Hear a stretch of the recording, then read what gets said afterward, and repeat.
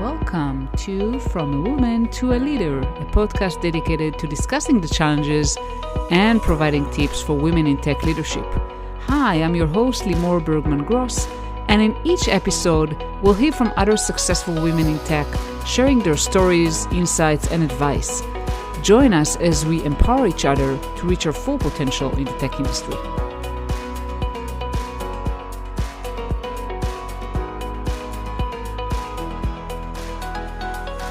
Hi, everyone, and welcome to another episode of From a Woman to a Leader.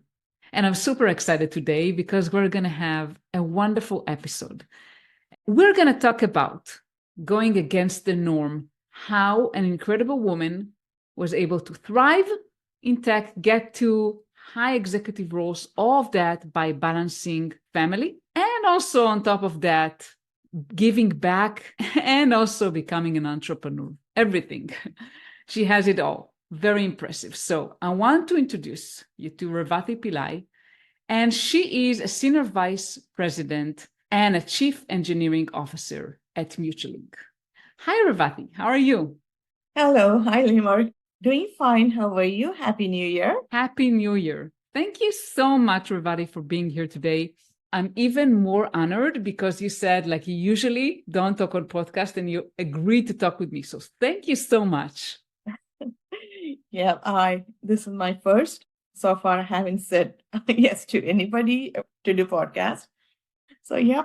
So I'm gratefully honored. Thank you. And I hope there will be more than that after this one. We'll see. So let's start by maybe talking a little bit about your background growing in India and your journey. Yeah, I'm from India. I'm from the southernmost part of India called Kerala.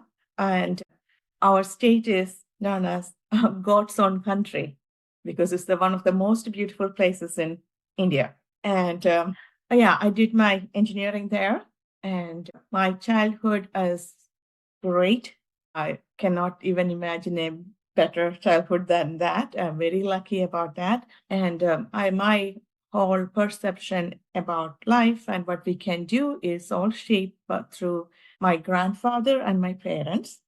Going against no, that is who they are. And that's what I saw when I grew up. And maybe that's make me for more stronger and could go and do things in a different way. My grandfather was a freedom fighter for India, freedom fighter, and he was from a very well-to-do and influential family, but left everything to go and fight, which didn't actually sit well with the family at that time. He was even in jail, and the same thing. My parents also went against the norm, and it's different even through their marriage and everything else. That whatever they feel right, they stood for it and they went for it. So that shaped my perception of what we can do and what we should do. So that's absolutely kind of the nutshell. Yeah. Absolutely. Yeah. And we'll see through the conversation. I mean, we talked about it earlier, like how you go against the norm and you do what you believe in. So let's start maybe by your journey, like your first job when you were 7 months pregnant. Tell us a little bit about that, because it's very brave, I would say, especially, thinking about previous years, not nowadays. Yes, because this was in the mid-90s. Actually, I graduated with my master's and came out and found a job with great company, Digital Equipment Corporation. Actually, they interviewed me on Valentine's Day and offered the job same day. So it was love at first sight, actually, I guess. And before they even made an official offer, I let them know I might have to take some time off because I didn't say I'm expecting because I didn't want to put anything in problem. And they said, I remember them saying that, no problem, we are hiring you for long term. So when I joined, of course, 7 months pregnant, no time to build a career before you have the family. So we started both of them together and told them I need some flexibility. In the beginning itself, the company was very, very lenient and let me work up to 4 days from home at that time. And this is in mid-90s. It is not common, but they were very flexible. And They even paid for the internet. It was modem at that time. They even paid for that monthly payment. The company did it. So although I started that way, like that means I'm getting more flexibility. So I work very hard to make sure that they don't feel that, okay, this is not a right thing to do, because I know that there are other people who feel they want to have that flexibility. I need to make sure that I'm giving back 150% back to the company.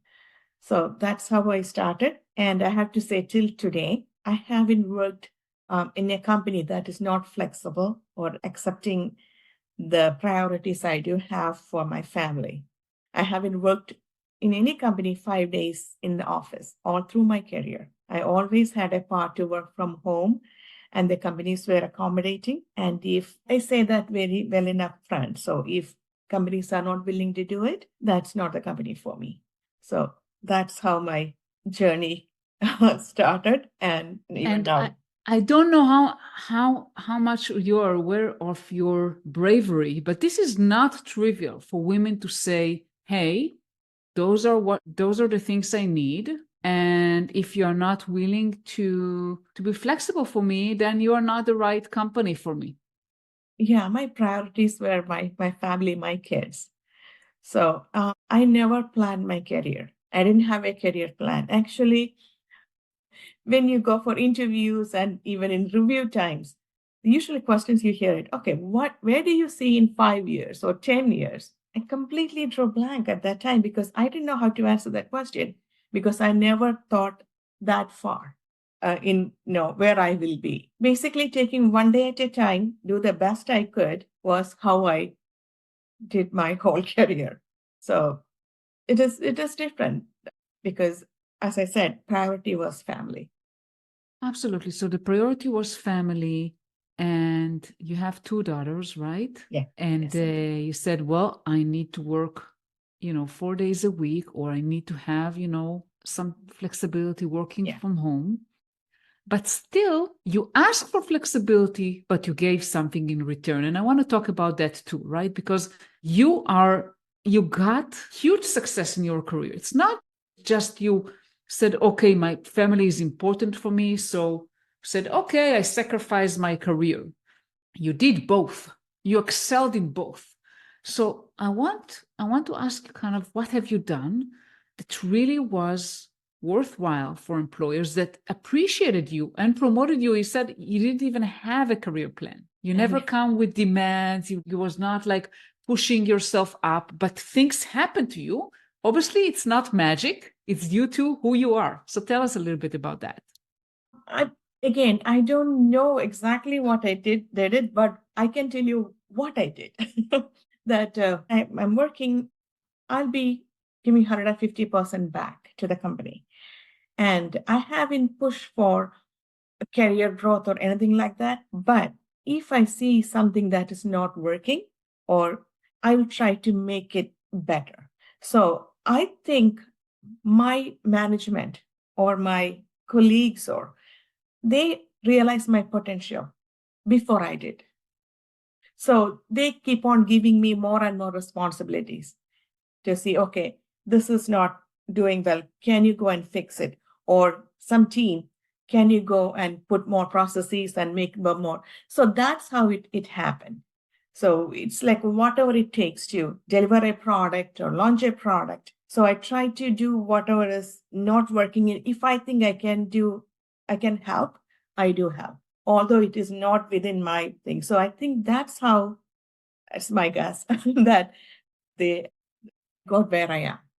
Yeah, so basically you're saying, well, I ask for flexibility, I asked for certain things, but I also gave in return. Yes, yes, So you said 150%. yes. You worked Because, hard. yeah, it is hard. But again, it is hard on me. But I don't want that to affect my family or the company. It was my decision to do both, right? So, and I want to do both well. So it was on me. And I was willing to put that time and effort to make both of them work. So that's how the whole thing happened. Yeah, and basically, while saying yes, basically what you described, always said yes, meaning any opportunity to do something more to contribute, I said yes. So you were the problem solver. You're the person who was always reliable, always was trusted. Trusted. One of my previous bosses, who was the president of the company, said that I can take Revathi's word to the bank. So that kind of trust was there from the management to support me. Got excellent support from the companies, most of the companies I worked. So that helped me, again, giving me opportunities, trusting me to come up. Yeah. I wanted to ask you, I don't know if you will know, but sometimes women can be used. So this kind of taking more than you should, that those are great things, right? Taking initiative, saying yes. But it can go the wrong way if you're always asked to do like the busy work, the stuff that maybe, no one else want to do. Like, I don't know, fix some bugs, take notes in meetings, whatever that is not advancing you. So what do you think was the difference? Like you said yes, you took initiatives and you were compensated for it, right? You were noticed as a leader. Mm-hmm. So do you think there are some caveats women should kind of consider when they think, yeah, I should be always helping, always saying yes? For me, it was, very candid conversation with management. If I feel that if this is happening, I will talk to them, saying that I can do it, but I need help. So it is not all on me. So if you want to get these things done, there are few things I need from you. So it is not taking everything, trying to please or anything. I'm trying to help. When I try to help, I may need some help to do that. So I can convey that to them. So it is mostly very straightforward conversations. That's what helped me. Yeah, so basically not just saying, yes, I'll do everything, but hey, I'm willing to help with this, but this is what I need. So taking leadership, saying, I will solve this problem, but I need whatever help you need in order to do that. Yeah. And there's a funny story. One of my bosses, I cannot identify who that is, he asked me to do so many different things that we need to do this project, that project, that project. How can you make, can you make it happen? Please make it happen. So yes, he asked me basically 7 or 8 things to do. So I told them, yeah, I can do all these things if you can make one thing happen for me. One thing. And he said, okay, sure, tell me. He said, can you change the number of hours in a day from 24 to 48? If you can do it, I can do this. That he smiled and backed off. So I just love that. That's a great strategy. Yeah, I can do it, but one thing, just one thing, do one thing for me. So that was the thing. So. That's incredible. Yeah. I want to ask you another thing. So you're thriving in your career, you're giving 150%. You are also putting your family first. Yeah. I want to talk about the sacrifices or what came, we cannot do everything, right? I mean, what was about yourself during those years when your daughters were still young? Me time. I didn't have much. So that's what I missed. But then I started finding me time when I'm driving kids around, waiting for them. So I take that time to read. And they were doing dance classes. I joined with them. So I tried to create me time with them. So that helped. That helped the bonding also, like in the performance we do together, things like that. So although it's not much me time, I try to create time with my kids and make it as me time. So that was the main thing that was missing. Yeah. And the reason I asked that is just because we're all human beings and eventually it's about priorities, right? I mean, and you said, well, family first, work. And, sometimes it means sacrificing some things, prioritizing. Yeah, that was me time was the lowest priority for me at that time. But then I found some way to compensate some of it. So yeah, that's wonderful. And obviously you got to very, very impressive titles and executive roles. What are some challenges that you faced, being a senior vice president, being a chief engineering officer, like getting to those roles? Can you share maybe about some challenges or, advice that you have for women, how to navigate that? Yeah, it is not easy. It is not an easy thing to do, especially this is a male-oriented engineering. It's an industry, sector. So it is not easy to get hired in higher position in engineering. It is not easy to get acceptance, even if after you get hired too. So that is a big challenge. And when I go for interview, I get so many questions like saying that, oh, we have all guy team, engineering team, I have 50 engineers. How do you manage 50 men? My answer is, I know how to manage 50 engineers. That's all it matters to me, whether they have the right skill set to do their job. Doesn't matter which gender or anything they are. But those are the kind of things I heard from small companies. I heard from really large companies too. Oh, I don't know how this team in this country is going to accept you. So those are things we cannot control, right? For me, as I mentioned to you, I have 3 strikes against me: gender, being female, engineering thing, and I'm not from US. I'm from India, and I have an accent. So there are 3 things that is. So that also I can see that it is not easy to get to. But you don't need all jobs. You need only one job at a time. And there are people who really appreciate what you can do and who doesn't care about any of those things other than your skill set. And the companies, you will find that companies. And once you find that companies, you will thrive. Because once, when I join any company, I talk to my manager that I need your support because that's the only way I can succeed in any new place, right? So and then once you start understanding your team and the team understanding you and what you are bringing to the table, you'll get acceptance. That's what I saw in everywhere I work. Yeah. And you mentioned 3 strikes against you, and probably the companies that are not willing to put the biases aside, they lost you, and probably it wasn't a fit to begin with. Yeah, I do not want to work for any company like that because then I will be spending most of my time trying to fit in. I do not want to. I want to be productive there. I want to make the change they asked me to, brought me in, or to in culture, in products or whatever. But if I'm writing in a company, then I'm trying to fit in and things like that. That's a waste of my time and energy, and so is for the company's time. So that's not the right company for me. And let's say company hires you and you start managing an engineering organization, and most of them, let's say, are men, majority white men. Yeah. How do you gain the respect? What are the things you think you do that kind of maybe takes them some time, but they learn to respect you and appreciate you as a leader? First of all, understanding the team, talking with the team, give respect, and then usually when I go there, I do the architecture analysis and things like that. Once they come to realize that, okay, you know what you're talking about, and they can have a conversation with you, the respect comes on. And then being fair. When they realize that you are being fair, you are not biased, things start changing. And I worked in companies where the team doesn't want to change, didn't want to do anything new, things like that, because they are successful in what they are doing.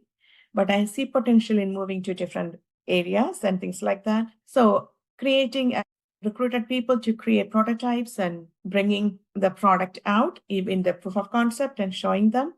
And in one case, I even had to take the proof of concept to a conference to show the customer and to show the product and how their appreciation. And then I requested the salespeople to come and present it to the team. And as you know, sales team know how to sell. They conveyed the customer excitement. That way also team completely changes because everybody wants to be part of success. Yeah. So once you show that you can bring success to what you're doing, most people want to jump on the bandwagon. Yeah, I love that. It's very difficult to say no to success. So yeah, absolutely. Yeah. So that's one thing I realized. Yeah, incredible. I want to make sure that we touch also on your giving back, because you're doing so much, right? I mean, not just thriving in your career, but you also started Chief in Boston, right? Boston. Yeah. So tell us a little bit about Chief and how you started it and what you do there today. Oh my God. Joining that group, I know that bringing that team, that was one of the best things, because the core team in Teamworks, they have different core teams you are part of. The core team what I'm part of is amazing. We clicked, very well.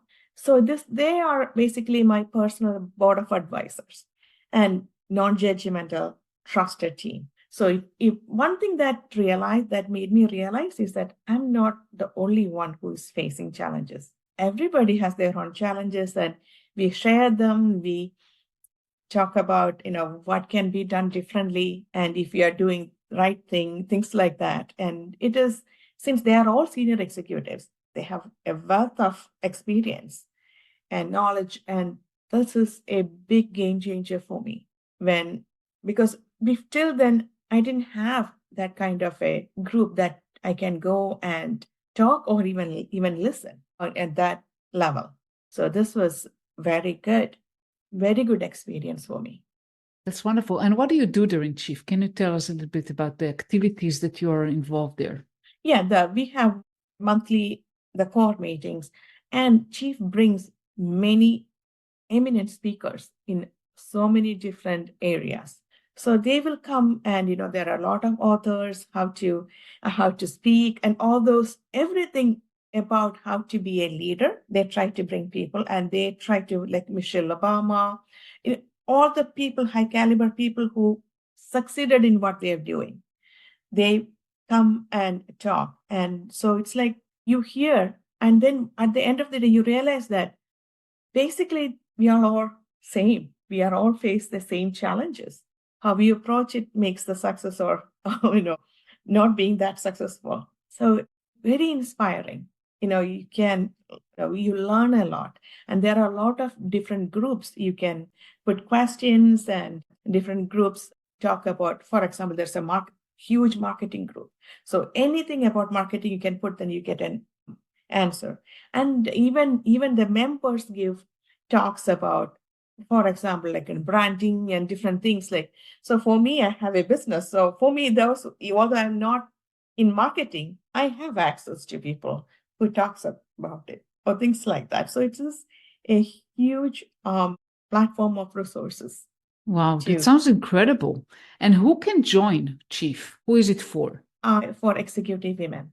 Executive VP women. and above was it when I joined, and they interview you, make sure that you're a fit. Because I heard that there are 30,000, or don't remember, 50,000 waiting list to join that Chief. Wow, that's incredible. Yeah. And sounds like an incredible resource. Really. And if you have time to get into all the lectures and things like that, it will be amazing. And I may not be, so far I was not able to get into everything, but everything I went to, I learned something from it and come back very inspired. So yeah, absolutely. Yes, and you mentioned your entrepreneurship journey as well, so I want to touch on that. Tell us, I mean, this is an incredible story about your entrepreneurial journey with your daughters. Again, just like anything in my career, this was also not planned. I happened to get some hair loss issues because of thyroid issues and things like that. And I went to see the doctor. They're talking about some medicine, which I don't want to do. So I thought, okay, I'm from India. We basically do oiling, hair oil. I want to get back to that. But that time COVID hit, so we couldn't get anything from India. So I started formulating things here so did a lot of trial and error, and come up with the formula. And I was using, my kids were using, kids' friends were using in college. So for two and a half years, I didn't never thought of starting a company or marketing it. But then the friends of my kids started asking, how can I get your mom's oil? That's how, again, without planning, we started the company, and we launched the product mid last year, June. So my daughters are my partners. Wow, This is incredible. So on top of your everything that you do, your day job, your involvement in Chief, you're also a founder and entrepreneur, and you have your company with your daughters, which is incredible. Yes. Yeah, we are really enjoying it. Yeah, that's wonderful. And you sell your oil in the US, or where In do the you sell? US right now, but I'm getting a lot of inquiries from India and as of now from UK. I haven't started looking at the shipping and all those things yet, but that's where I'll be going next. Wow, this is incredible. Wow, so much. You're doing so much, and you're so inspiring. And I wanted to ask you, Revathi, if there is anything you want to kind of share with the audience, any last tips or any words of wisdom on top of everything that you shared. Thing is that, yeah, not everything is going to work as you plan, if you plan, even if you plan.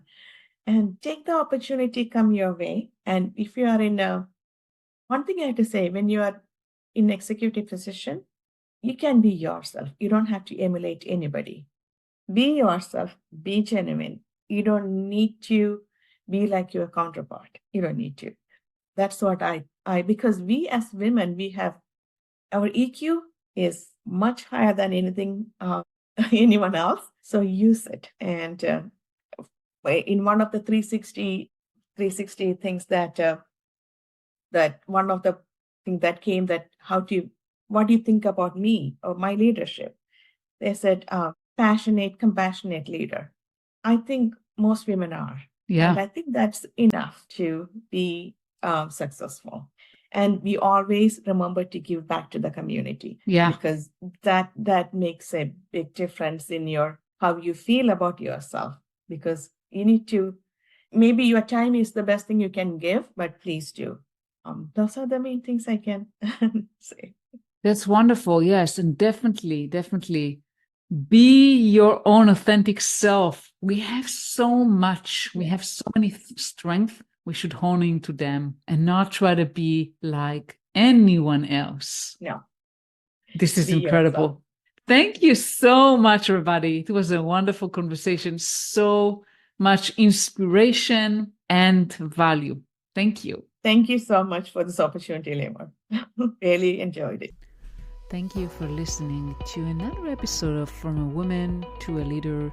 This is your host, Limor Bergman Gross, and I want to encourage you to reach out to me on LinkedIn, Limor Bergman, and let me know, what do you think about the episodes? Feel free also to comment on Apple Podcasts and tell me, what do you want me to talk about? Which guests do you want me to bring? I really appreciate that, and have a wonderful day.